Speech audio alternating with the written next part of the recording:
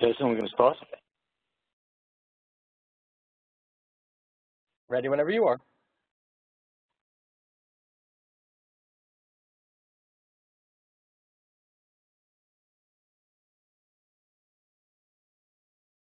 Hang on.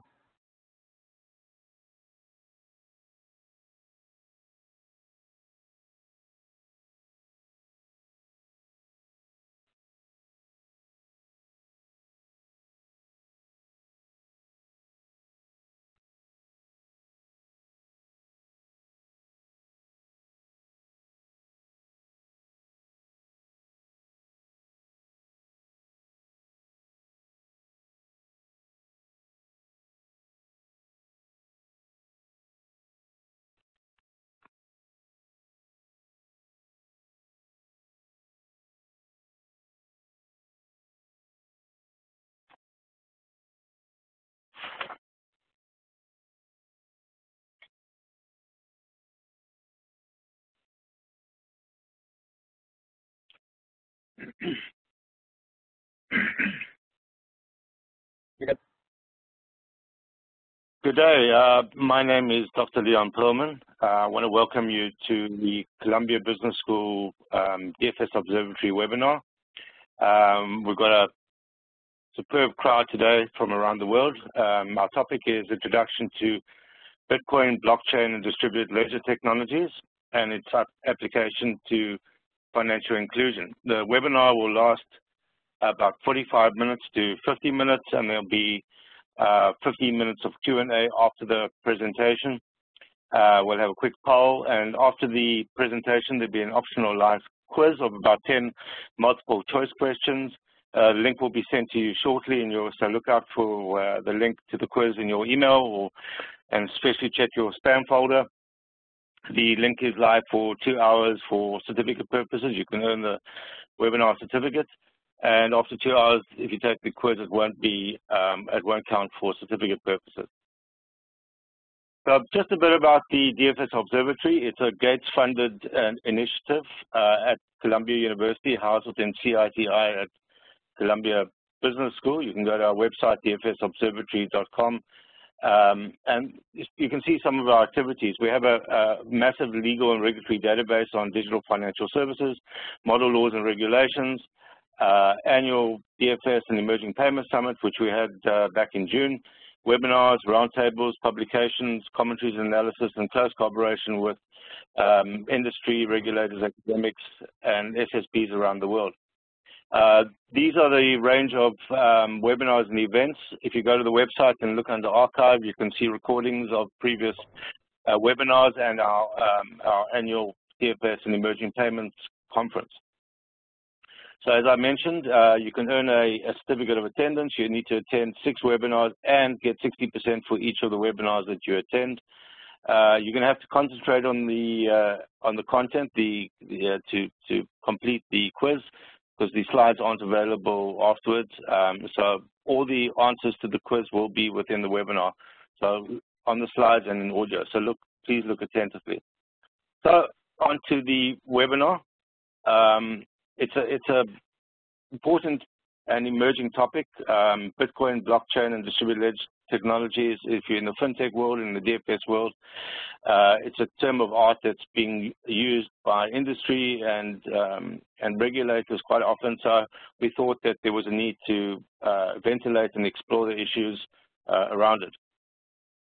So this is a primer or an introduction to the technology. It's not complex. There's no complex mathematical formula in it, although blockchain is a whole lot of cryptographic stuff.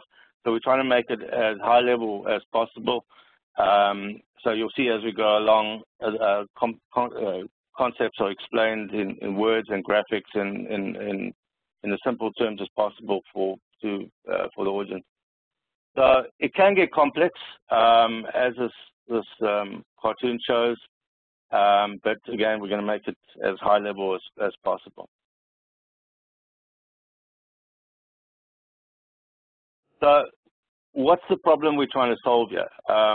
It's a global challenge, how to access and store growing amounts of data securely, faster, cheaper, and for the benefit of all. what's the data? Well, assets, anything really, assets, property, voting, identity, financial data, contracts, digital rights, payment and settlement information, and a whole lot of others as we'll see as we go along. So right now, the way data is stored and accessed is usually in silos and centralized. So there's usually somebody or an entity in the middle that stores the data. You can imagine some sort of database that has your payment information, your ID information, or whatever. And as we'll see, this becomes very inefficient. So the data is in silos. So a tax authority will have one set of data, the bank, the auditor records, you yourself will have the data, and these are usually insecurely and consistently stored in multiple databases and easily hackable, as we've seen from recent headlines. And even in some cases, we come across the data is stored in paper records. Clearly, something needs to be done to make it more efficient. So it's a global challenge because the data is centralized in silos. It's a single point of failure, stored in often incompatible systems, often out of date, vulnerable to hacking, inconsistent formats, inefficient, expensive to run multiple data, error sensitive. If somebody inputs data incorrectly, then it has downstream effect on everybody. And of course, it's in paper form, which is really a no-go. So the solution that has evolved is something called blockchain technology. And we'll see how this all fits together terminology-wise, Bitcoin, blockchain, distributed ledger technology. So really for blockchain technology, you take the centralized data in silos and you share it. It's as simple as that. So you decentralize the data, you distribute or share the data. So you take that centralized ledger, which on the left, which you saw earlier, and you distribute it. So everybody has access to the same data in almost real time, and it's extremely secure. So all the data is linked efficiently and uniformly and securely on what's termed a blockchain ledger. So you can see that overall shape, everybody is now connected to each other instead of sitting in little silos where the data needs to be placed on separate databases. So where did this blockchain idea come from? Well, it evolved from somebody who called themselves Satoshi Nakamoto. We don't really know if Satoshi Nakamoto is a real person.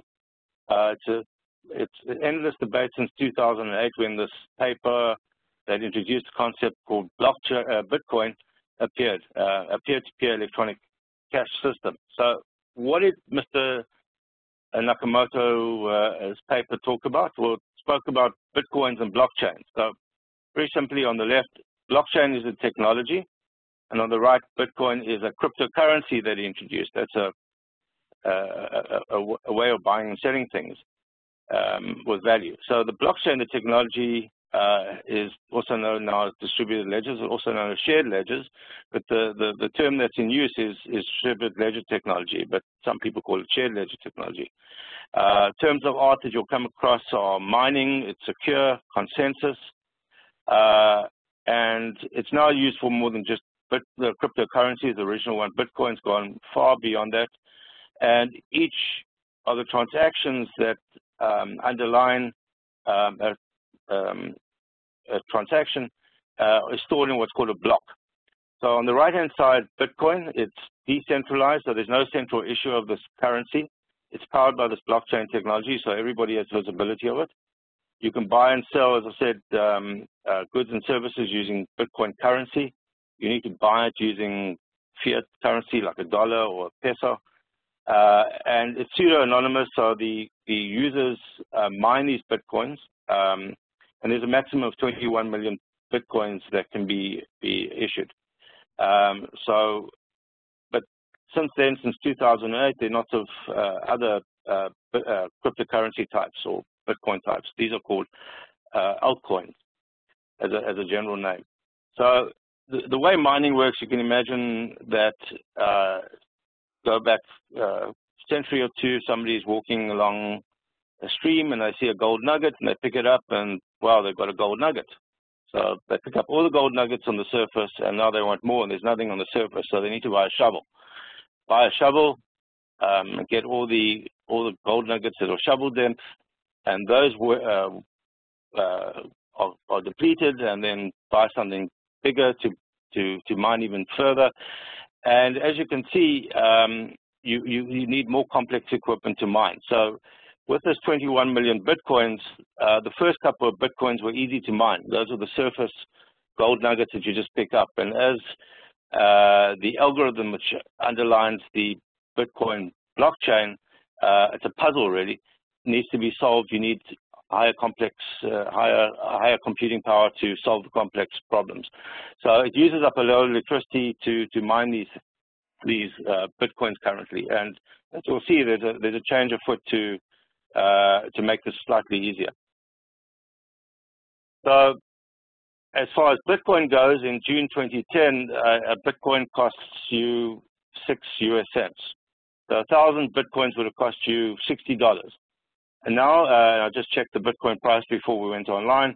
The Bitcoin price is hovering, that's one Bitcoin, hovering around $2,764. So 1,000 Bitcoins, if you'd invested $60, would be almost 2.8 million US dollars, which is quite a return on investment. There's some people which believe that it's going to go to a few $1,000s. Some people even believe it's going to go up to $500,000 per Bitcoin, but we'll see. As I said, the electricity to computing power that's required to mine these Bitcoins is very expensive. There's a lot required. So there's an idea to split the Bitcoin blockchain, commonly called forking, and split the Bitcoin blockchain to two different types, ostensibly to improve transaction processing times and also to improve mining times. So two fork types have been proposed by the community, and it's a very amorphous community because there's no central issuer. So those who have the majority of Bitcoins or the hash power, those can call the shots. So the two fork types that are proposed, then fork is a split, user-activated hard fork, UAHF, or user-activated soft fork, UASF. The technical details are a bit beyond the scope of this webinar, but it's coming up ostensibly on August the 1st and has implications for value storage. So if you have Bitcoins, you might or not be able to still use them. It all depends on what happens on August the 1st and beyond. As I said, there's a lot more cryptocurrencies now in use, giving it the general name cryptocurrencies. They're called other things, altcoins. And this is a snapshot today of the market capitalization of the cryptocurrency. So you can see on the top left, the 821 currencies currently in use. Bitcoin is the biggest with what looks like a market capitalization of $45 billion. Then there's another one called Ethereum. Then there's Ripple, which is not really blockchain, but it's a cryptocurrency nonetheless. Litecoin, and if you go to that list online, you'll see there's those 821. So this is growing every day almost. As soon as you've got a new algorithm and you create a new cryptocurrency and you go sell it on these exchanges. So technology hierarchy. As I said, we've used a lot of terminology. Distributed ledger technology, also known as shared ledger technology, then the B in blue for blockchain and Bitcoin. So where we are is that distributed ledger technology is the overall term. That's the hierarchy.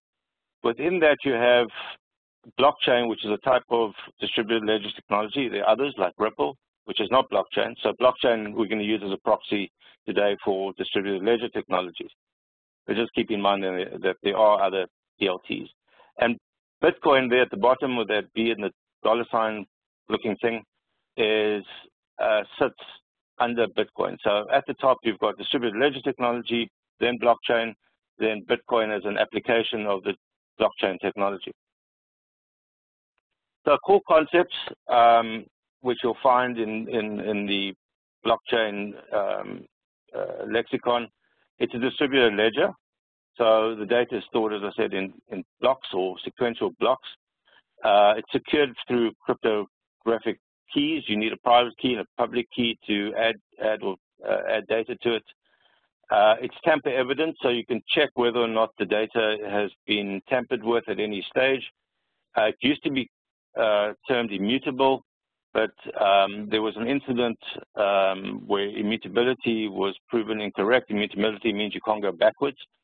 So what we're left with now is tamper evident. We can see if somebody's actually tried to hack the blockchain with all the secure data on it. And what's important here in the distributed environment is that because you don't have a central party which controls the data, what you use instead is something called consensus, where everybody on the blockchain has to say yay or nay to add more data. So if you want to add a financial transaction, everybody on the blockchain has to say, yes, this transaction data is okay. We don't know if it's true, but the block size and the transaction data within the block is okay. So yes, we like it, add it, please. So that's a brand new concept in DLT is consensus. So just to put it in all perspective, all the terminology, we've got replicated databases, and all those dots in that image on the right-hand side, those are called nodes. So those are the people that would say yay or no to the consensus. And the data is on the blocks, and all the nodes have a copy of the blocks on the blockchain. So it's disaster-proof. If one node fails, lots of others to take over. So since Nakamoto's paper in 2008, blockchain technology has, of course, evolved for various applications, and we've got lots and lots of these types of blockchains. So it's now permissioned or permissionless. Permissioned simply means you need permission to add data. Permissionless means you don't. It can be public or private. So in the financial world, most of the blockchains are private. So you can't see anybody else's financial data unless you're given consent. And you get combinations of the above. So as an example, Bitcoin is permissionless and public versus the financial transaction blockchains, which are mostly, for seemingly obvious reasons, are permissioned and private. So this is how it all works. As I said, the blocks are, the transaction info is stored on the blocks. New data inputs from participants, the nodes, are usually as a result of the mining we spoke about earlier. Lots of processing power required. As more data in the new blocks is added, the chain grows. So that bit on the right-hand side in yellow needs to be added, and there's a whole lot of stuff that needs to happen. Somebody tries to alter any of this, it's everybody in all the nodes on the blockchain will be immediately notified that somebody is trying to hack it. So as I said, it's also secured via cryptography, these private and public keys. So the signing with the keys serves multiple purposes. The nodes must sign to confirm additions to the blocks. That's the consensus paradigm we spoke about. It also confirms the identity of the parties and also encrypts or hashes, as it's also known, the data on the blockchain. So it's very secure. It's very, very difficult to break the encryption for now.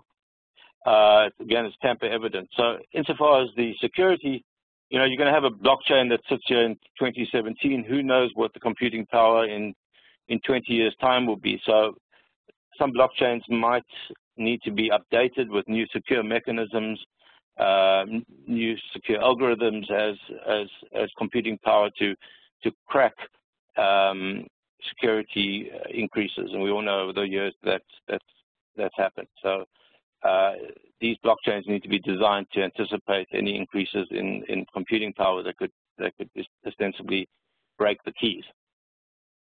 But we're not there yet. So the consensus, if a participant wants to add new or mine data in a new block, the majority of the nodes need to okay its addition. So that yellow bit on the right, everybody has to go like multiple times over many nodes there on the blockchain. And very simply, no consensus means no addition of the proposed new block. So it never gets added. So how does this all fit together? So let's start on the top left at start. A node wants to add data to the blockchain, so they do a request to add a new block, and that's broadcast to all the nodes on that particular blockchain. The nodes check the new data, say yay or nay, like. They use their digital keys to do that, and they verify the data and agree to add the new data. That's at the bottom right. They then broadcast their consensus to the general blockchain, and at a certain point, the new block is added to the blockchain and completed. And the cycle then begins again. The blockchain awaits a new block request, and this can happen all the time and does. Just to say that blockchains are not necessarily interoperable. So you won't necessarily have a bank-driven blockchain with financial data talking to a blockchain that works on digital rights management for music. There needs to be some sort of bridge, and this is still work in progress in the blockchain community. There are lots of ideas on this, and there are some interoperability initiatives going, but generally speaking, they're not yet interoperable. Another feature I'd like to highlight about blockchain is this new concept called smart contracts. So these very simply are self-executing contracts using the if this happens, then that should happen paradigm. And the primary blockchain technology, again, we've got lots of blockchain technology. Bitcoin is one blockchain technology. Another one very popular is Ethereum. Ethereum blockchain technology has a smart contract paradigm built into it. Bitcoin doesn't have, in its current incarnation, doesn't support smart contracts. So here's how it works. You in plain language, go to the script. It's a computer application, and you type in something or other to do with a set of events. So let's go to one. On the left-hand side, if the agreed amount is received on time, this is for selling something. Then, and that's number 2, then designate the buyer as the new website admin and pay the seller. So this happens all automatically. This, depending on the jurisdiction, is can amount to a legal contract. It doesn't mean you don't need a lawyer. And a lot of people confuse the two. Because it's a smart contract, you don't need lawyers. I would advise against that. These things are very complex, and because they're self-executing, they're almost like nuclear fission. Once you press the button, that's it. It's a chain reaction, and you can't stop it. So you've got to be very, very careful in terms of what you put into the smart contract, because it does have real-world consequences. Last year with Ethereum, there were some issues around the smart contract where there were bugs, and it was hacked, and it caused a whole lot of problems for those using the Ethereum blockchain. So I think people have learned their lesson and create these smart contracts very wisely with legal assistance. Doesn't mean you always need a lawyer, because some of these things can be very simple, but it's advisable too. So the point I try to make here is that smart contracts doesn't mean no lawyer. It just means that you can do it yourself but have somebody check it. Another concept which is gaining in popularity is something called ICO. Initial coin offering. So it's a new unregulated method for startups and others to raise capital using new, mainly blockchain-based cryptocurrencies. It's like an initial public offering, but the salient difference here is it bypasses traditional exchanges, venture capitalists, and brokers. It's also called an initial public coin offering, or IPCO, or crowd sale. And in this case, instead of selling shares, you share the terminology that we use in the ICO blockchain world is called tokens. So shares equals tokens, and almost like an IPO, a percentage of the new cryptocurrency token pool is sold to early backers of the project in exchange for legal tender or other cryptocurrencies. So you can buy into this through exchanges using real money, fiat money, or you can just send them Bitcoins and you get a percentage of the ICO. And this has become extremely popular, and there's a new one every other day, and a very popular way of raising capital. So again, some selected blockchain initiatives. The big one really is the R3 Consortium. It's headquartered here in New York, where we are. It's backed by 70 banks and insurance companies for settlement and trading blockchain activities, and trades digital assets on the private blockchain network. Nasdaq, again here in New York, is using a blockchain to record private securities transactions for the first time. even has a VP acting as its blockchain technology evangelist. Australian Stock Exchange is developing a private blockchain with US-based digital asset for post-trade equity settlement. Estonia is using blockchain for share issuance and voting. There are lots and lots of these initiatives. We could go on for entire day describing all of them, but I encourage you to look it up on the internet. One of the main technology evangelists relating to blockchain is, believe it or not, Richard Branson. You can see him there jumping into his pool in his private island in the Virgin Islands. Now, the people you see around him are part of his very exclusive blockchain summit, which he has every year. In fact, he just had one last week. And they all get together and come up with some brilliant ideas on how blockchain should be developed around the world. I think it's a couple of days of the summit. We'll see what comes out from the reporting of what was decided. In fact, some very interesting stuff has come out of the last couple of summits. So looking forward to seeing what comes out from this summit. So Richard Branson is main guy in blockchain world, believe it or not. He's everywhere. Now, onto the financial inclusion applications of DLT and blockchain technology. So a lot of these are in taste, and a lot of these are stylistic, and a lot of these are combinations of the art. So let's use our smart contract example to describe microinsurance for small farmers. So on the left, you have your small farmer. He's buying drought insurance. And the smart contract very simply says, if there's a drought, then pay the farmer automatically. Doesn't need to send in any forms. Doesn't need to wait for anything. It's all done automatically through the smart contract. So there is technology that uses mobile base stations to check microclimates to see if there's moisture or rain. It's called attenuation, and this would be linked to the blockchain. So these mobile base stations would say there hasn't been any rain, therefore there's a drought. So that triggers the smart contract terms which say if there's drought, then pay farmer. And then there's automatic payouts from the insurance company to the farmer, and very simply the farmer gets notification on their phone, and it credits their mobile money or bank account. And as simple as that. And that, to some degree, is in place. The blockchain applications are being tested, but that paradigm of microinsurance and automatic payments is already happening. Again, using our initial coin offering for small farmers, this is happening in some respects. So on the left, let's just say the farmer wants to buy a tractor or build a new barn. They, maybe with some help, go to a dashboard and create the ICO. So ICO, really what you need to do is create your own, and I'll use this very broadly, your own cryptocurrency, your own coin. So that's what you're selling. You're selling a coin, a colored coin of sorts. And that's what people will buy.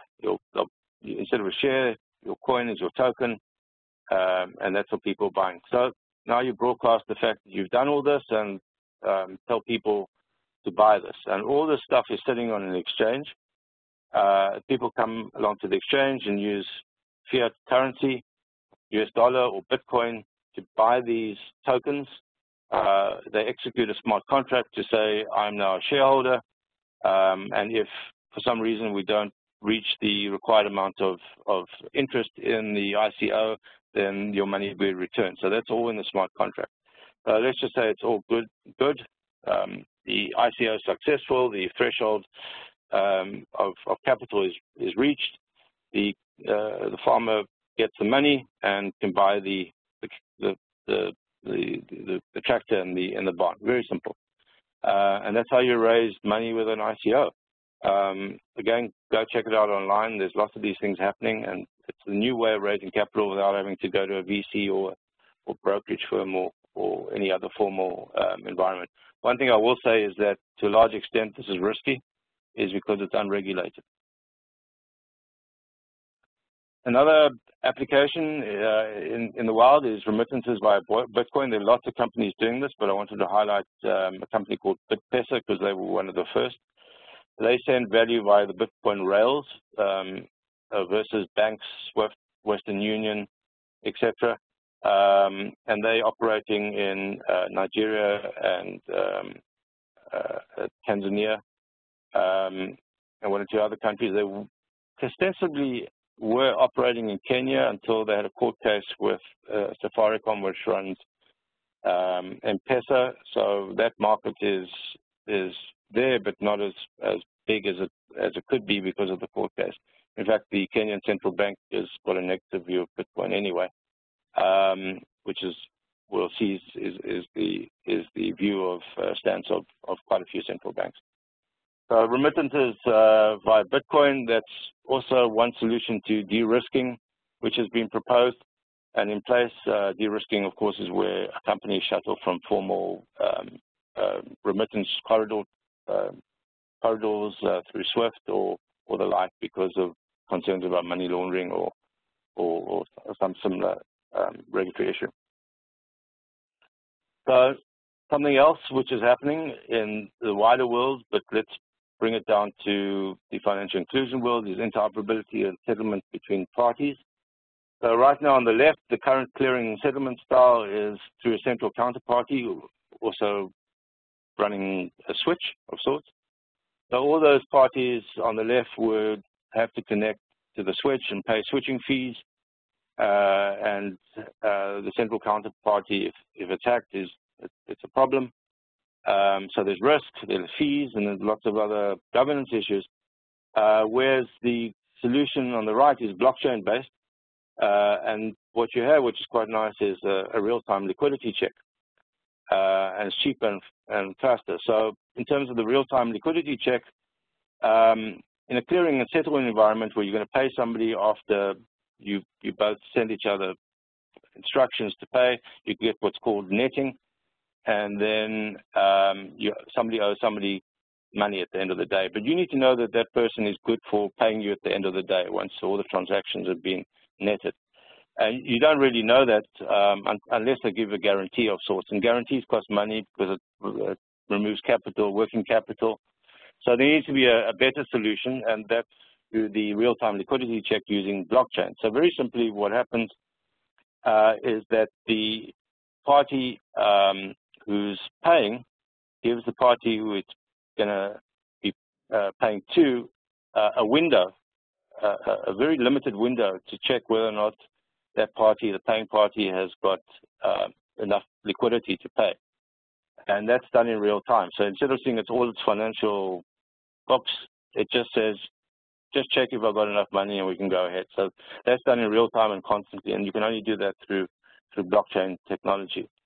So that's being done through other consortia, and some people are trying to apply this to the financial inclusion world.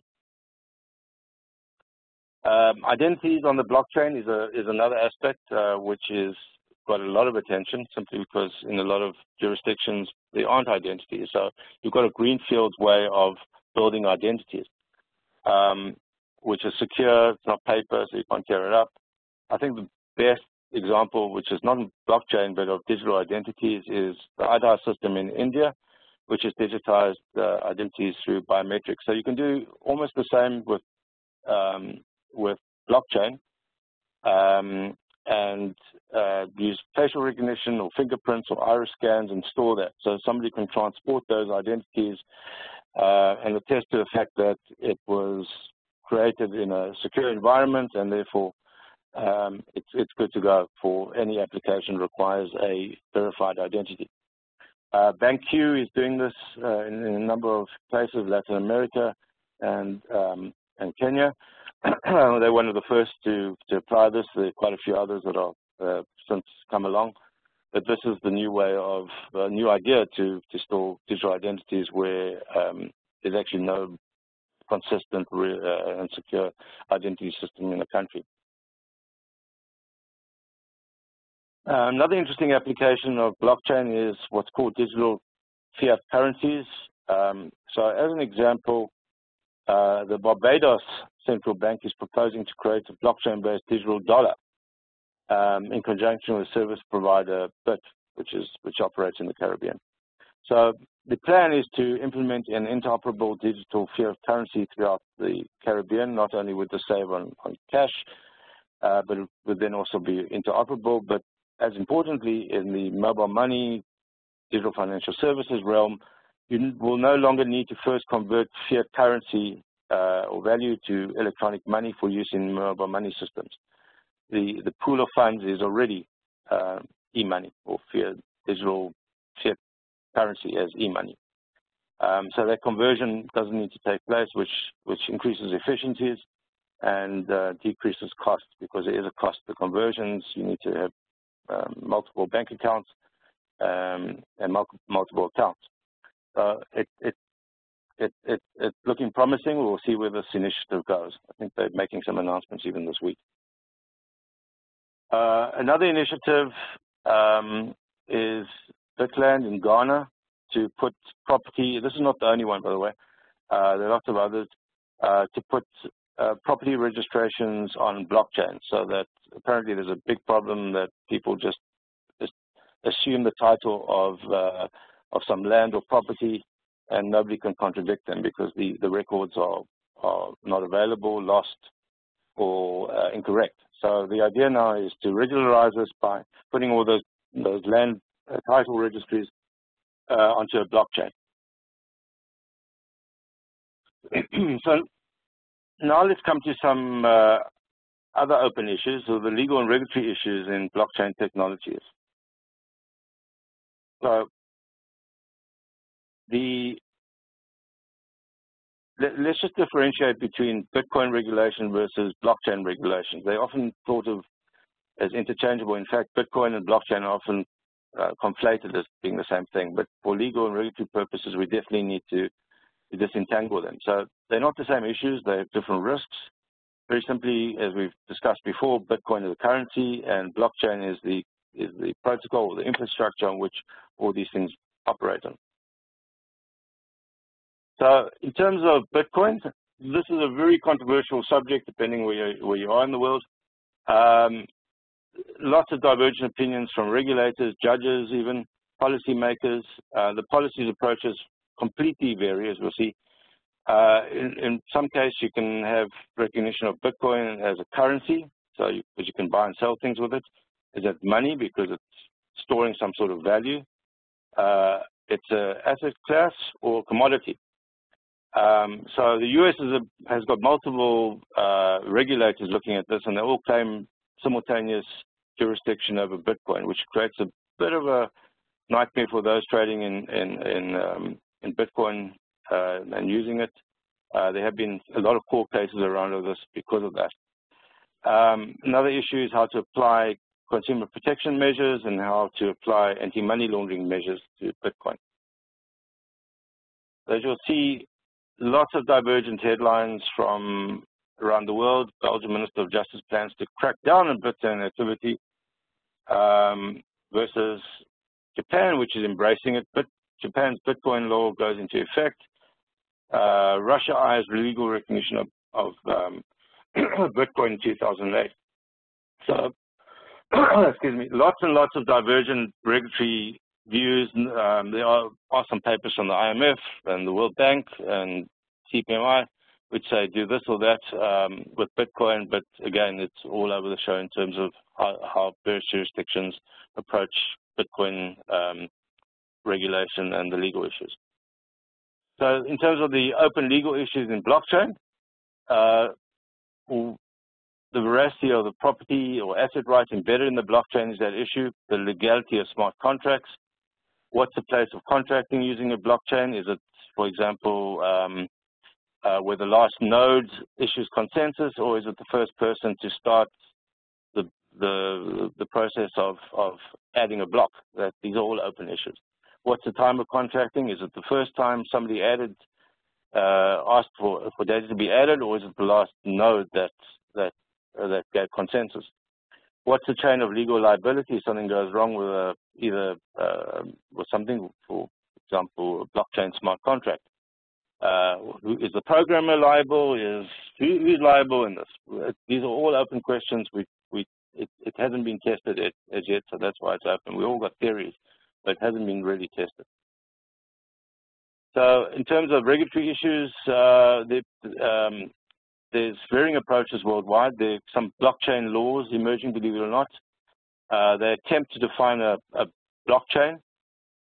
What's very interesting is a couple of US states have gone ahead and defined blockchains, all varying in varying ways.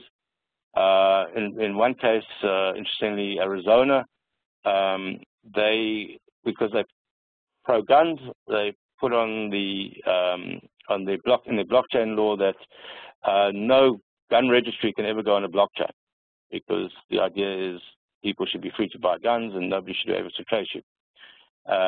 So that's one application. It's all emerging. So these blockchain laws that are emerging recognize to some degree smart contracts as real notarized contracts, as if a lawyer had put it together, and also legal recognition of property rights in the blockchain. These are tricky issues because these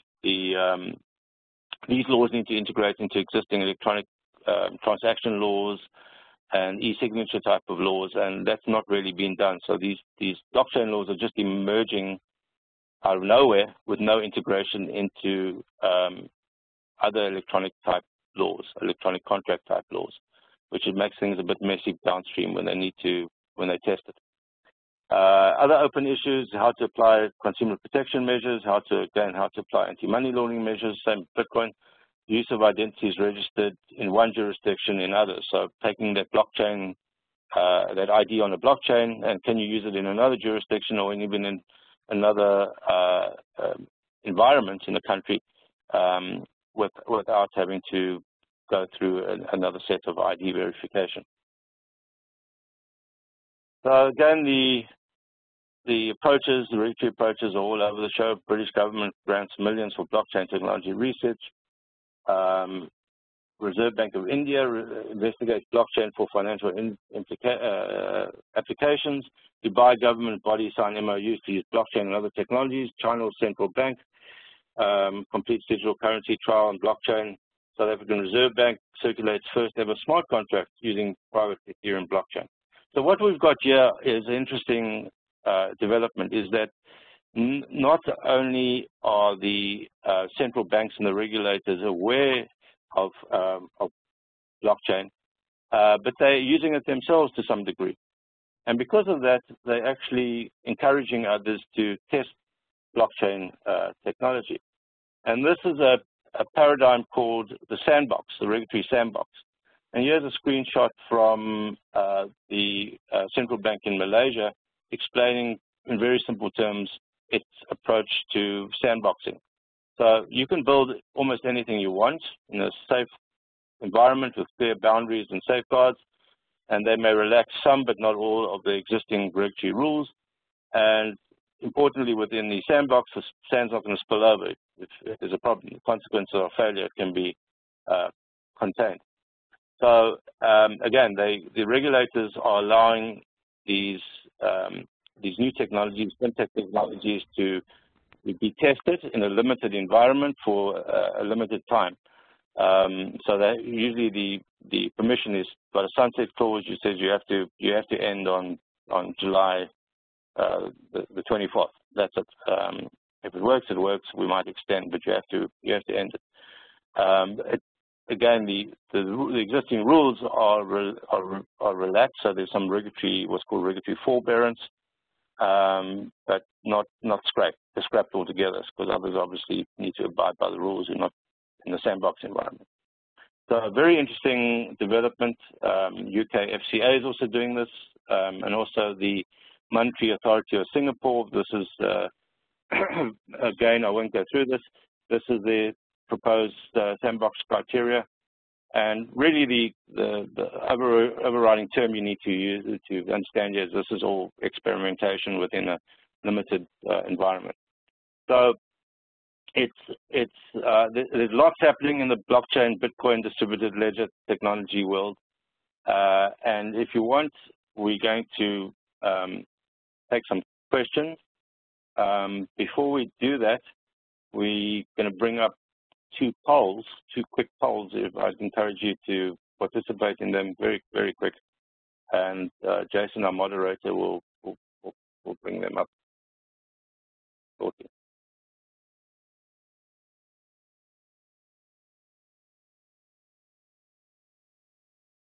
Jason?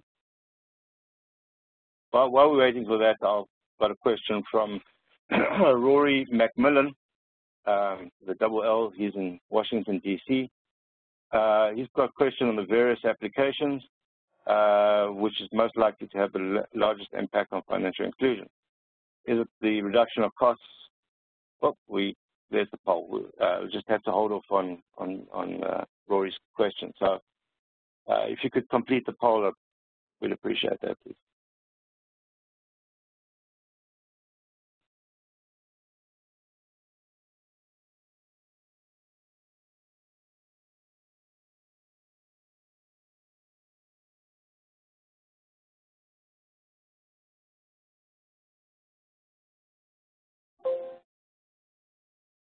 Okay, great. Now we've just got one more poll question.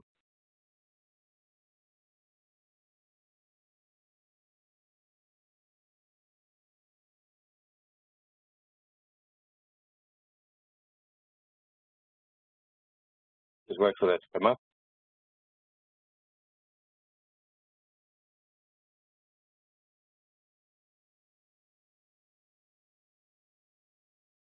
Okay, I'll just continue reading Rory's question, which again is which application in blockchain technology is likely to have the largest impact? Would it be, for example, the reduction in cross-border remittance costs by cutting out the middleman? Again, if you've got other questions, please send them through.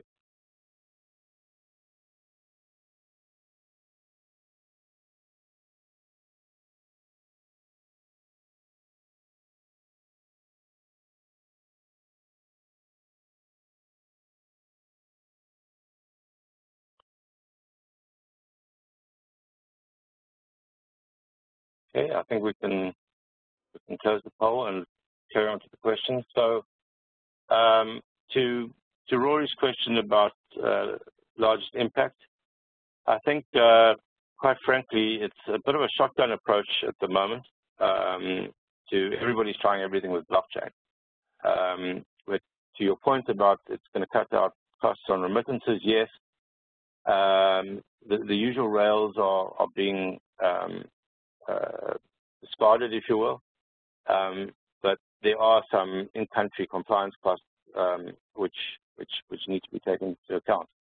I think IDs are one of the biggest, is going to have the biggest impact. If the Aadhaar example, which is not blockchain-based, is almost the same. If that is taken into account, I'd say IDs is going to certainly have large impact. Within the business-to-business environment, clearing and settlement, definitely, because you make clearing and settlement and interoperability more democratic, and that's already happening with R3. Okay. Okay. So a question from Samhatin about the large variation in the Bitcoin price. It says it's dropped 30%, 20%. Will such market variation have an impact on the remittance market? If yes, how can Bitcoin be made more trustworthy? So that's a super interesting question, Samhatin. We've all watched the Bitcoin price go through the roof. In fact, it first went through the roof a few years ago because of the Cyprus banking crisis. A lot of Russians stored their money in Cyprus, couldn't get it out because of their financial problems in Cyprus. So they all did a workaround, which is to buy Bitcoin. So Bitcoin price went through the roof. The next phase was through China, signaling that they might accept Bitcoin as a means of payment, legal means of payment. That went through the roof. and then China said no, and it dropped. So there are a multitude of reasons, and it goes up and down. It's really headlines and some regulatory intervention which causes the price to fluctuate. So in terms of how it affects the remittance market, that's a very good question. In fact, we had a good discussion with one of the remittance providers using Bitcoin rails, and they, of course, don't want to lose their shirts in terms of Bitcoins, because they need to transfer the Bitcoins. There's a 10-minute lag period between receiving a Bitcoin and information and being able to use it. That's why the split's happening, because Bitcoin processing is very slow. It's 10 transactions per month versus the 17,500, say, for Visa. So there is some arbitrage, there is some sweating that could go on. So what these remittance providers do is as soon as they receive their Bitcoin, they cash it out. So they don't hold into it. The millisecond they get it, it's out of their hands. And some of them are even taking out insurance policies. I think for insurance policies for but in that 10-minute window, things going haywire. Any transaction more than, I think it was $1,500. It costs, I think, $600 a month to insure for that. So that's what these service providers are doing. They're taking out insurance policies. So the net effect for a user is that if you're going through exchange, you're probably better off, because they've got all these tripwires to safeguard your funds, insofar as they themselves are trustworthy. And if you're doing it on a peer-to-peer basis, you're just transferring a Bitcoin, you're likely to, with this volatility, run into a bit of trouble. Okay. From Amol in India. Hi, Amol. Is scalability a problem in blockchain given the slow processing? Can this act as an impediment to access financial products and served in underserviced markets? So that's a great question. All good questions coming through. Scalability is a problem with Bitcoin, not with blockchain. There's very, very, very clever people working on these problems. In fact, they probably all congregated or were last week at Richard Branson's island to discuss all of this. So lots of solutions coming out. I've seen blockchains with 25,000 TPS, transaction per second, processing power being developed. I don't think it's a major issue. So just like mobile money, DFS, and the mobile phone systems use the state of the art when they implementing new systems, that's what they'll do. They'll use the state of the art in terms of the new blockchain technologies that are emerging. Again, we've moved a long way since the original blockchain protocol in 2008.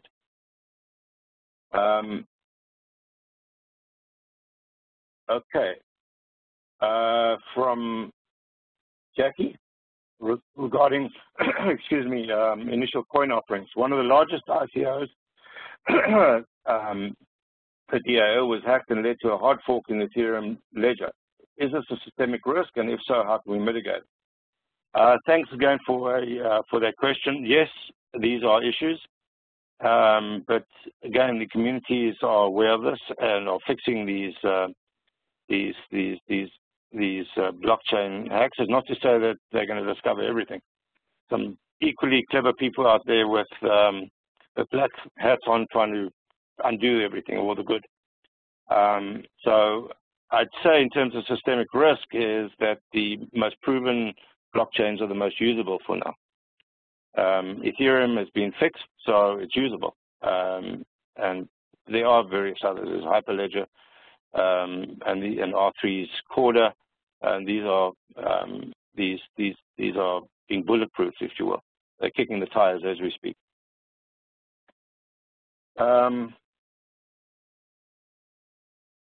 There's a Fabir.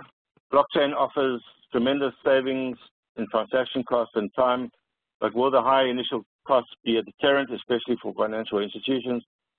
How do you see this cost coming over time?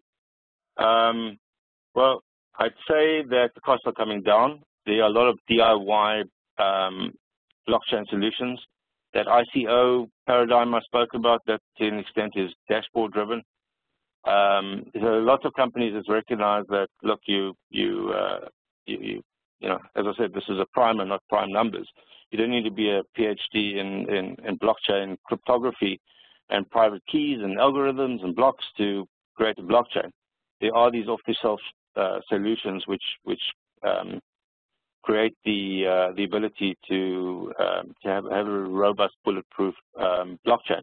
And again, the scalability is built in terms of it's distributed across nodes. So the paradigm of you need a lot of processing and redundancies and disaster management, disaster recovery, and a centralized database environment, that kind of is removed. Obviously, it's not removed totally, but those cost reductions are manifest and immediate as soon as you implement some blockchain technology.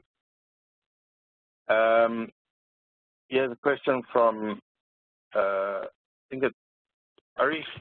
Are the governments worried about losing control or power from blockchain solutions such as ID or voting systems? Good question. The answer is, the lawyer answer, yes and no. Depends. So in some countries, the more, how should I put this, less democratic inclined countries, there is that concern, so that's why they have very strict rules. But in a lot of countries which recognize the fact that they have existing deficiencies in their systems, for example, they don't even have ID systems that are consistent. Maybe, you know, it's a piece of paper or anything else, or some cards, and it's incompatible. They recognize that they need a consistent, uniform ID system. So they're embracing it. There's, as I said, the central banks are embracing this, and so are the countries. So I gave some examples of where the countries for, so property rights are embracing blockchain technology because they want to democratize and the access to the information and ability to access your own information securely, that they're giving this power to people. So again, it depends. Some countries are more liberal, progressive in blockchain applications than others.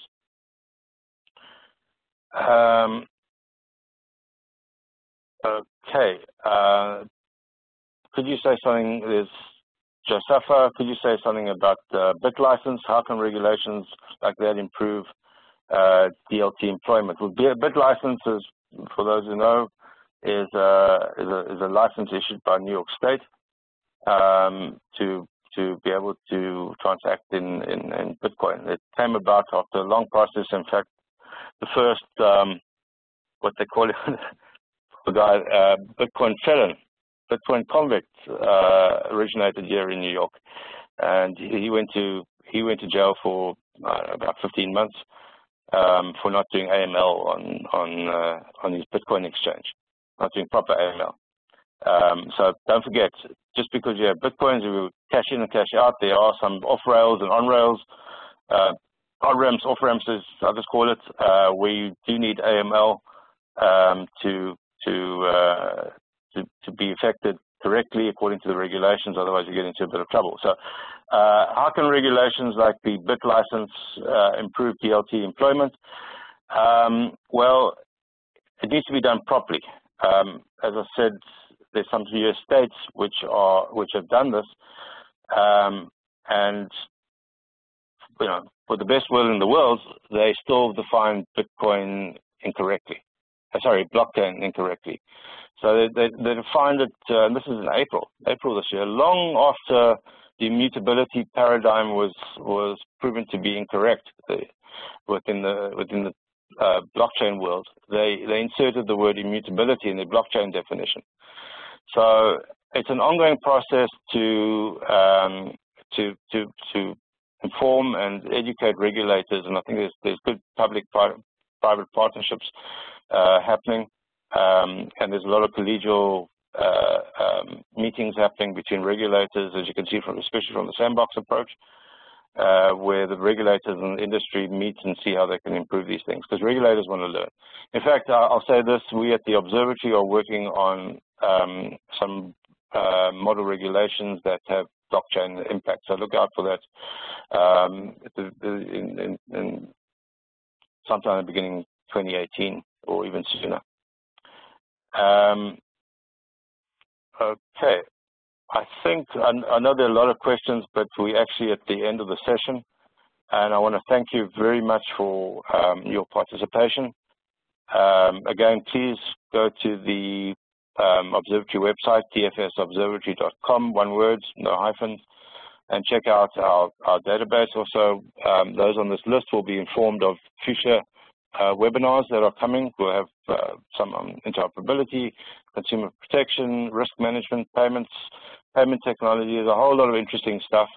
And I can say this has been our biggest webinar so far, and far exceeded any others. It's obviously a very, very interesting topic, and we'll see if we can do some follow-ups. Now, just to for those doing the optional quiz, you should have the link in your email box. And if you haven't, just check your spam folder. Sometimes Google, Yahoo, or Hotmail seem to shove it in there. So click on the link. You've got 2 hours from now in which to do it. And if you've been paying close attention to the slides, you'll be able to do the quiz quite easily. They're 10 multiple choice questions. So it's live now for 2 hours, and those who want to can earn the certificate of attendance. I just want to thank the team at Columbia and CITI, Professor Ellie Noem, Jason Buckwright, and Michael Weschler, who put a lot of effort into these webinars and building the systems that make things go smoothly. So with that, I want to thank you. I want to thank you for your participation. I'm sorry we couldn't get to all the questions. There are lots of questions coming through. If you want, send the questions to info@dfsobservatory.com, and we'll try answer them offline. But again, wherever you are in the world, have a great day, great evening, have a great morning, and goodbye from New York.